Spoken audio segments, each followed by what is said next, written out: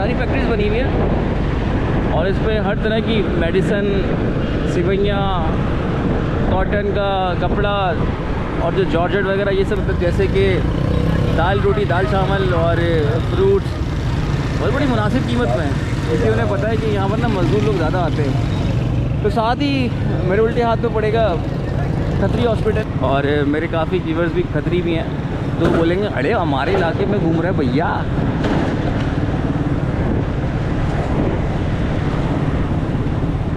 तो ऐसा लगता है कि कोरंगी में दाखिल हो गए, कोरंगी 4।